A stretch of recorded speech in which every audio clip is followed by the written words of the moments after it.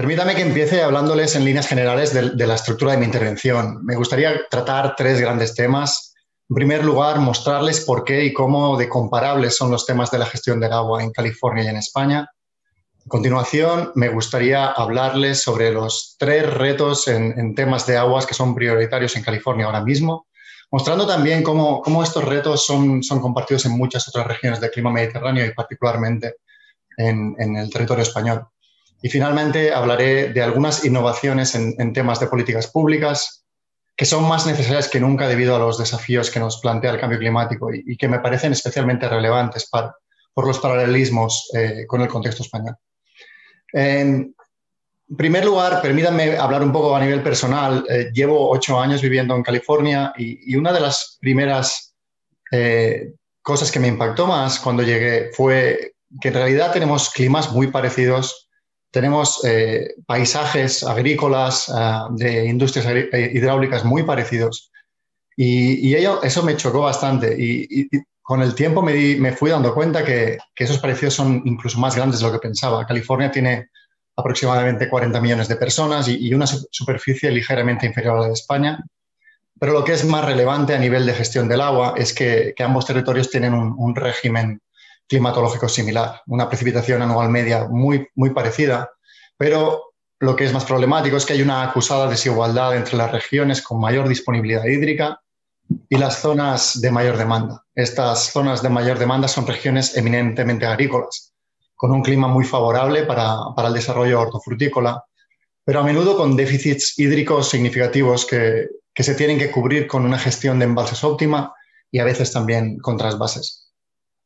En ambos territorios las particularidades del clima mediterráneo hacen que las aportaciones de agua varíen significativamente, no solo estacionalmente, sino también en ciclos interanuales, ciclos húmedos o ciclos secos que se convierten en sequías. Para hacer frente a estas recurrentes sequías, tanto en California como en España, se han desarrollado, especialmente durante el siglo XX, una densa red de infraestructuras hidráulicas.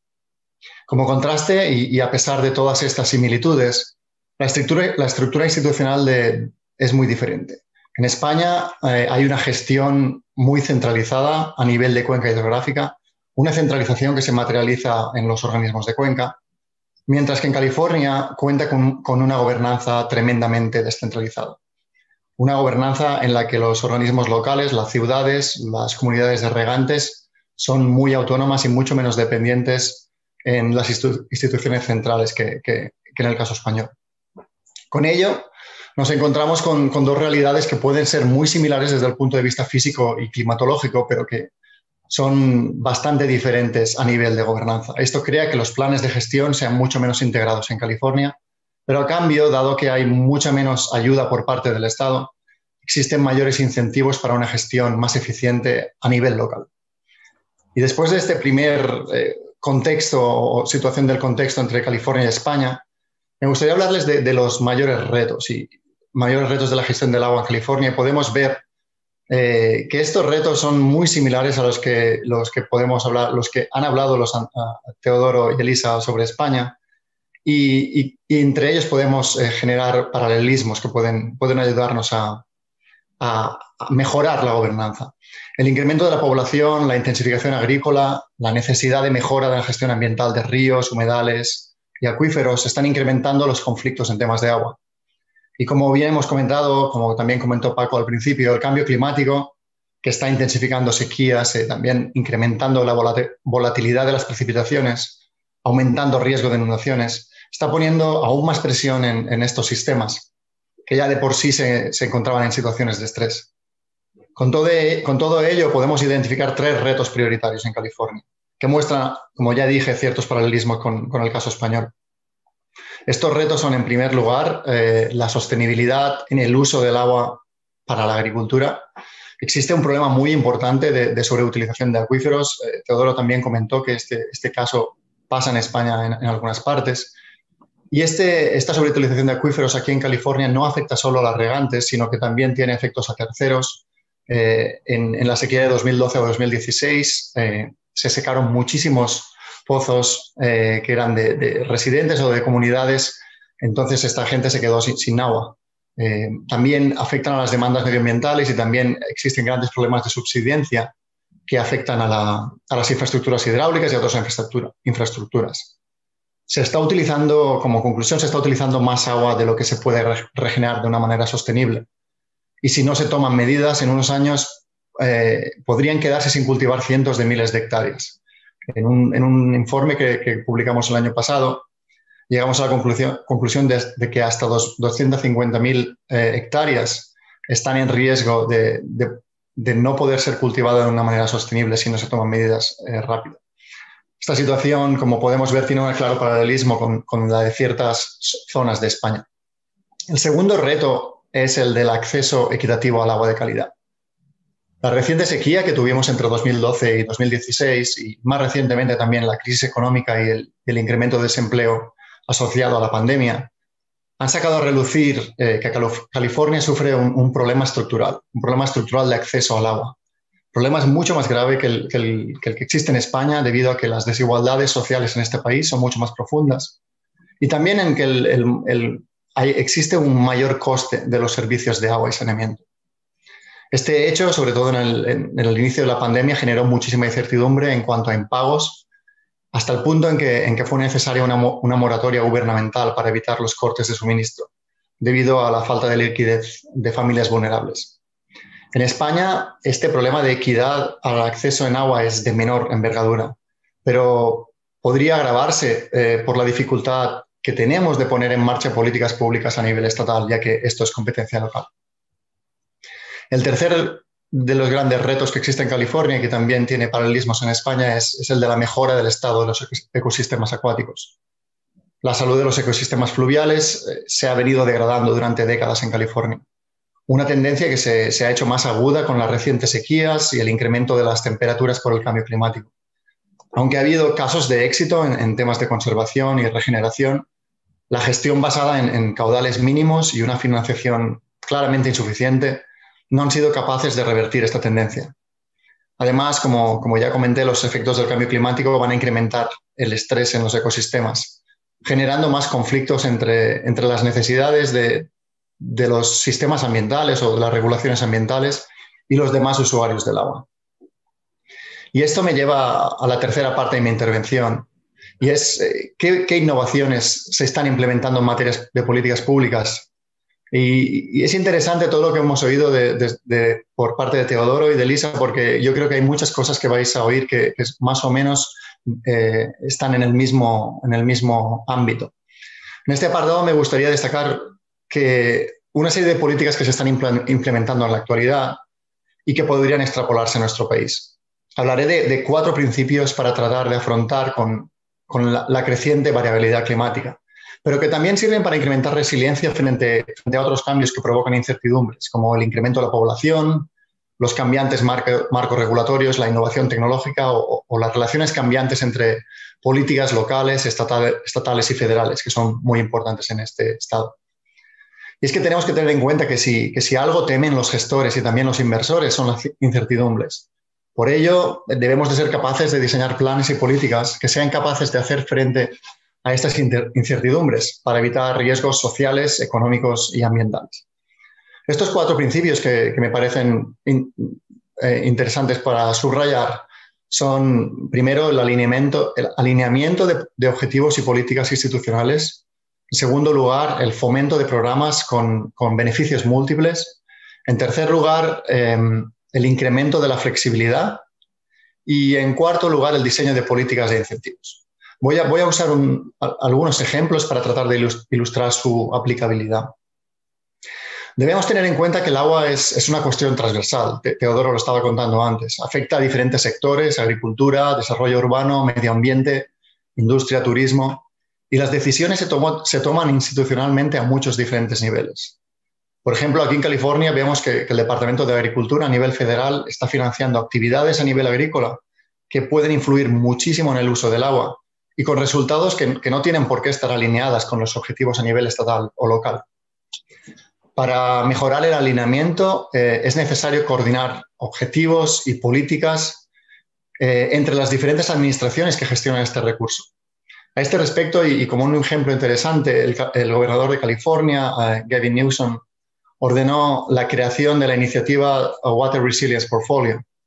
Esta iniciativa, el objetivo es el de coordinar a las diferentes instituciones en temas de gestión de recursos naturales, agrícolas o energéticos, para trazar un plan conjunto centrado en el incremento de la resiliencia de las ciudades, zonas agrícolas y también de los activos medioambientales frente al cambio climático. Teodoro habló un poco antes de este alineamiento, es necesario. En España tenemos ejemplos. Yo, por ejemplo, recuerdo, yo soy de Valencia y hablando de mi comunidad, recuerdo que se aprobó el Patricova, que es un plan de acción territorial sobre prevención de riesgos de inundación, en el que se alinean los objetivos de desarrollo urbano o urbanístico y de reducción de riesgos de inundación. En el contexto COVID y para afrontar los planes a largo plazo de los que estábamos hablando anteriormente y ser más eficiente en las inversiones, sería muy interesante realizar este tipo de análisis o iniciativas en las que alineemos los objetivos y las políticas de las diferentes administraciones. El segundo enfoque interesante y que creo que es extrapolable es el desarrollo de programas colaborativos con beneficios múltiples. Y, perdón por el palabra complicado, pero un buen ejemplo de esto es la iniciativa que existe ahora mismo en California para la recarga de acuíferos durante periodos de crecidas o de inundaciones. California, al igual que España, tiene poca capacidad de ampliar el número de embalses que ya posee. Es curioso también que en California y en España tenemos casi 1.500 embalses. Así que es muy difícil conseguir nuevos suministros de agua a precios más o menos asequibles para los agricultores. Lo que se está encontrando ahora mismo, que puede ser muy interesante, es la recarga de acuíferos. Y la recarga de acuíferos se puede hacer o se está intentando hacer en periodos de crecida. Con ello nos podemos encontrar que una acción podría tener múltiples beneficios si nos organizamos entre los diferentes sectores. Podríamos incrementar el almacenamiento de agua para conseguir más suministro. Podríamos reducir inundaciones. Y también se puede generar beneficios ecosistémicos para los ecosistemas acuáticos si se programan estas áreas de recarga en sitios que puedan ser beneficiosos para el medio ambiente. Pero para ello es necesario incentivar estos programas colaborativos con medidas de financiación adecuadas. Como ejemplo también me gustaría poner un buen ejemplo que se creó en California. En 2014 se aprobó el Water Bond. Se trataba de un fondo de casi 7.000 millones de euros para infraestructuras de agua. Lo que hizo el Estado para tratar de sufragar o de incentivar estos beneficios múltiples fue que el Estado promovió la aplicación privada a estos fondos y el Estado sufragaría con hasta el 50% de los costes de los proyectos privados de gestión del agua. Pagaría aquellos beneficios que conllevaran un beneficio público. Se generó una forma de evaluar los proyectos que se presentaron y había unas medidas claras en los que se evaluaban los beneficios públicos, los diferentes beneficios públicos como reducción de inundaciones, suministro de agua durante sequías o otros beneficios públicos. Y entonces, estos eran los beneficios públicos que pagaba el Estado, pero que de alguna manera también incentivaba a que los gestores privados o las empresas privadas o los organismos privados hicieran sus propias inversiones que pudieran conjuntarse con estos beneficios públicos. Hay otras políticas en este sentido de generar diferentes o beneficios múltiples. Y una de las que es muy interesante últimamente es la de la gestión forestal. Como bien sabréis, California ha sufrido durante los últimos años y especialmente este año incendios forestales muy, muy graves. Y lo que está pasando es que hay mucha investigación y de alguna manera muchas iniciativas para tratar de paliar estos problemas. Pero una cosa que puede ser interesante para el sector del agua es que está habiendo inversiones desde el sector del agua para ver cómo el tratamiento de las zonas forestales puede incrementar los recursos superficiales de agua. Está viendo proyectos pilotos y también está viendo investigaciones en este sentido y la verdad es que puede ser muy interesante. En tercer lugar, y es un tema que también habló un poco antes Elisa, Debido al incremento en la variabilidad climática que nos está trayendo el cambio climático, es imprescindible fomentar políticas de impulso a la flexibilidad. Tanto California como España tienen una marcada variabilidad en la disponibilidad de agua, por lo que es fundamental implementar programas de gestión de demanda, pero también programas de flexibilidad institucional, operativa y regulatoria. En temas de gestión de la demanda, y no voy a entrar en temas de eficiencia o de incrementar la eficiencia, sino más bien de adaptarnos a una variabilidad que cada vez va a ser mayor con el cambio climático. Tanto las ciudades como los distritos agrícolas de California están de alguna manera obligados a realizar planes de gestión de recursos hídricos cada 5 años. En estos planes se les obliga a incluir un plan de sequía. Y en ellos, las ciudades y los distritos agrícolas incluyen medidas de gestión de la demanda. Gestión de la demanda en el sentido de que pueden reducir de una manera temporal la demanda para adaptarse a esta reducción de suministros que existe durante las sequías. En este caso, las ciudades muchas veces optan por reducir el consumo de agua para riego de parques y jardines, una cosa que puede ser asumible durante estas épocas, mientras que los distritos de regadío tienen diferentes opciones para priorizar cómo van a reducir la demanda. Por ejemplo, algunos regantes pueden pagar menos por el agua con el compromiso de que ellos son los primeros que reciben los cortes de agua durante las sequías. Otra opción para flexibilizar la demanda es a través de los mercados de agua. Aquí existen programas muy innovadores en los que existen tratos a largo plazo, como contratos de opciones, en los que se paga una pequeña parte todos los años a cambio de conseguir agua durante sequías muy severas. Esto funciona, sobre todo para ciudades, les funciona como un seguro. Están pagándoles a algunos distritos de riego una pequeña parte a cambio de asegurarse que durante una sequía van a tener una mayor seguridad en el suministro de agua.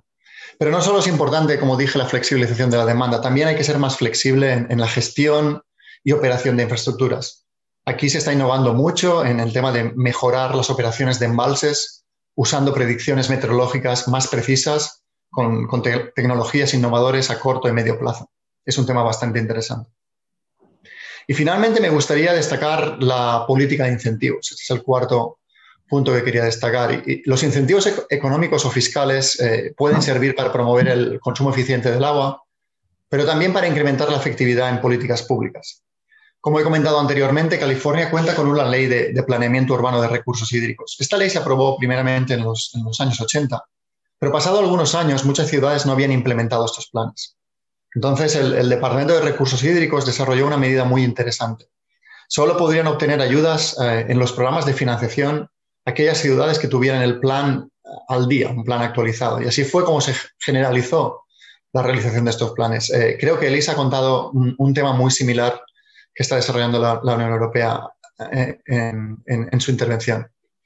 Otro programa de incentivos muy interesante que puede ser de bastante interés actualmente por el tema del cambio climático es la gestión de suelos, tanto naturales y agrícolas para secuestrar carbono. Con ello se puede ligar la conservación de suelos, los beneficios agrícolas y la mitigación de efectos del cambio climático a través de unos incentivos que el Estado puede proveer por el beneficio público que existe con la mitigación. Pero nosotros creemos que aún hay más cosas que se podrían hacer en este sentido en California. Hay incentivos que serían necesarios para la recarga de acuíferos, para la gestión conjunta de suelos, agua y ecosistemas y para otros casos que pueden ser de mucho interés para este Estado. Bueno, y con todo esto lo voy a dejar por el momento. Espero no haberles aburrido demasiado y por favor no dejen de preguntarme o contactarme si necesitan alguna aclaración o quieren que les explique mejor alguno de los temas sobre los que he hablado. Gracias.